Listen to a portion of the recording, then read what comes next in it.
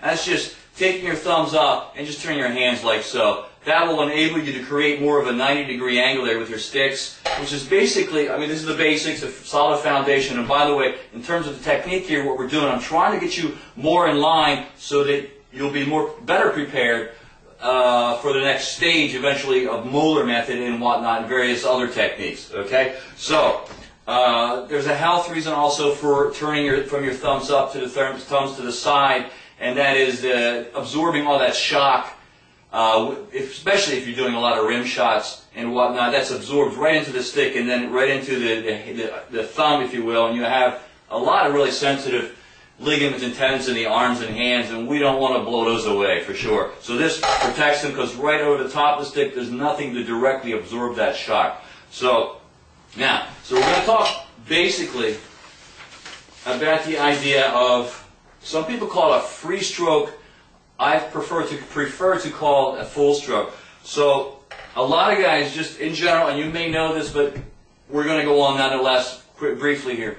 Now, a lot of guys are permitted, or we've learned, or developed a habit, not necessarily a great one, of playing a note like so, and we stop the stick, fine. But then we want to play another note, and what do? We bring the stick up again, right? So we're playing, stopping, and then bringing it up and playing. A lot of waste of effort, okay? And if we've done that for a long period of time, we've actually conditioned through those repetitions your muscle memory to actually do a lot of playing that way. Whereas if we could just alter that and have that muscle memory come from the idea that there's actually, figuratively speaking, not literally, there's actually only one movement, and that's coming from here to there as quickly as possible and back without stopping it halfway and then having to bring it up.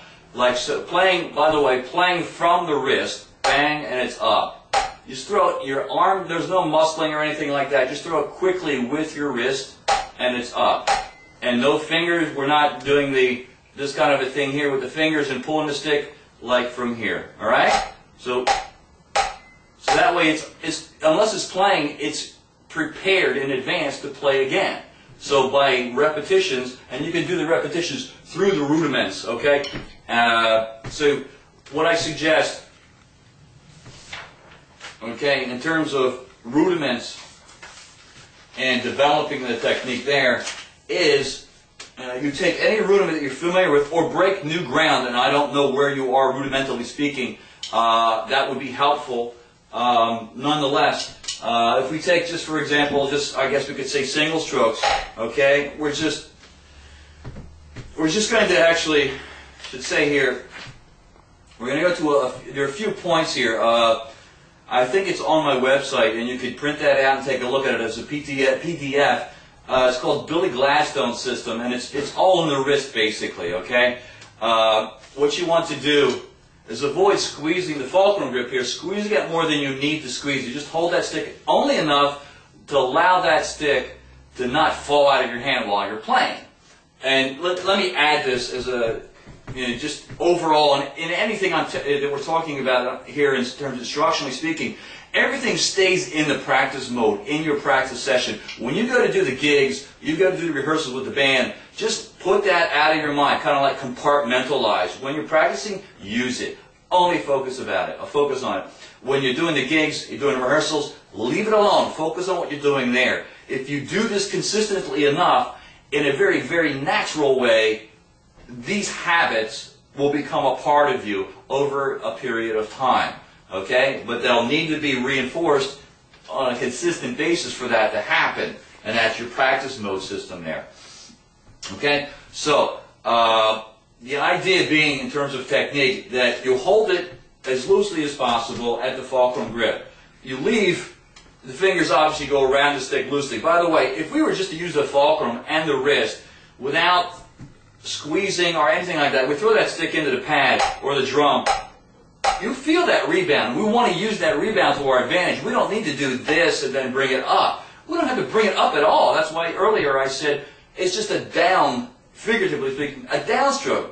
Because that rebound, naturally, use it to your advantage. Okay? So you don't get the same kind of rebound when you put your fingers around the stick, but you do get rebound. And you need to develop that sensitivity training your muscles, ligaments, and tendons, that muscle memory, if you will, okay, to use that to its advantage.